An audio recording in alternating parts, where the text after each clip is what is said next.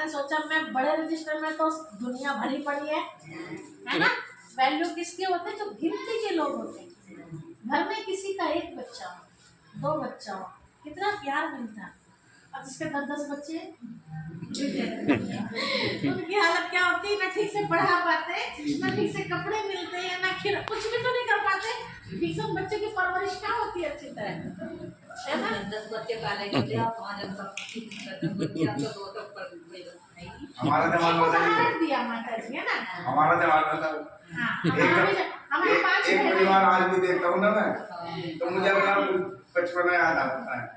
हम भी 5 बहनें 2 भाई, 7 का परिवार, ठीक है। सबसे जो छोटी बहन है वो भी लगभग ऐसे 33 साल की है। सबसे छोटी बहन 33 साल, तो 33 साल पहले का जमाना तो पता नहीं क्या है ना। कई समझाते थे तो लोगों को समझ में भी नहीं आता था। कई सोचते थे बेटियां बेटियां हैं, बेटा भी होना चाहिए नाम चलाने के लिए, लेकिन ये नहीं पता था कि आने वाले टाइम में बेटी नाम वाला करेगी, बेटा नाम खराब करेगा। ये नहीं पता था, है ना। ये चक्कर में आज बिल्कुल उल्टा हो रहा है ना, है ना। तो ऐसा नहीं है, कई चिंता में डूब जाते हैं।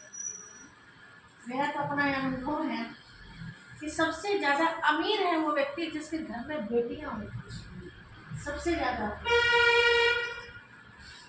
ठीक है, तो मैंने फिर ये निर्णय लिया कि मुझे छोटी डायरी में अपना नाम ऐड करना।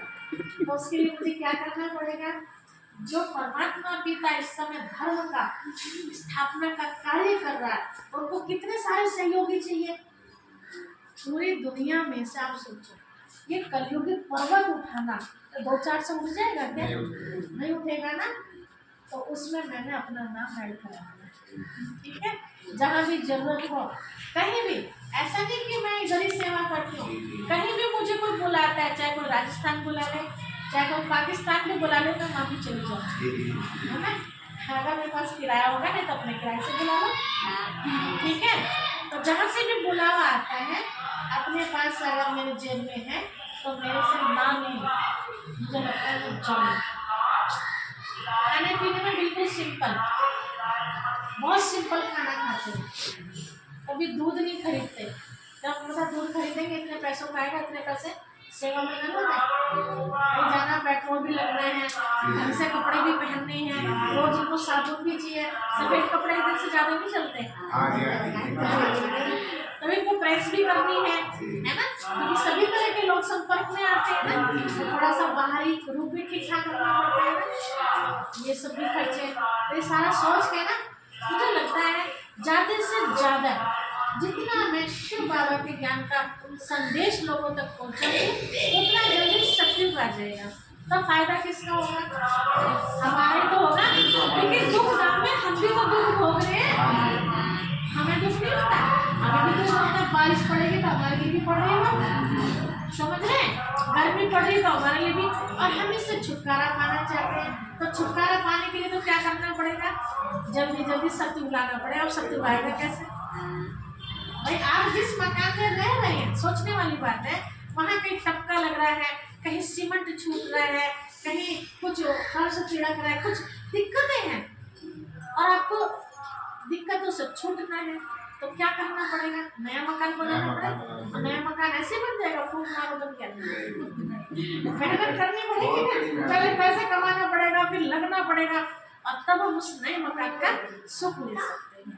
वैसे सत्युग लाने के लिए भी फूक मार के तो सत्युग में सब देवता बन जाएंगे कैसे? जब तक उन्हें सत्य ज्ञान हम नहीं देंगे, तब तक वो असत्य का संग कैसे छोड़ेंगे बेचारे? तो उसके लिए फिर तो टाइम देना पड़ेगा, टाइम के साथ धन भी खर्च करना पड़ेगा, है ना, और धन के साथ अपनी भूख प्यास भी सहन करनी पड़ेगी। कई बार हमें सवेरे के टाइम खा के निकलते हैं और रात को जाके खाते पेट में दुख है ना, तो वो भी सहन करना, लेकिन वो ताकत देता है शिव बाबा। बाबा को पता है ना कि मेरे बच्चे किस काम के लिए निकले हैं, जितनों को हम इतना अच्छा मान सिखाते देते हैं, उनकी खुशी उनके चेहरे देख के हमारी भूख की प्यास खत्म हो जाती है, ऐसा लगता है बहुत कुछ हमें मिल गया। तो ये हमें लालच है। और पूछे ना आपसे कि बहन जी को ये लालच, ठीक है। बाकी कोई गवर्नमेंट हमें नहीं देती हुई है, हमारी संस्था को गवर्नमेंट नहीं देती है, हम अपना ही पैसा कमाते हैं। हमारे पिताजी प्रॉपर्टी डीलर है। पहले अगर पुराने जमाने की कहानी याद करोगे तो आपके आंसू आ जाएंगे। न कुछ को पता भी जब है मेरा इनमें जन्म सल्फर था तो करोड़पति थे हमारे। इन्हें पता है सल्फर था हमारे।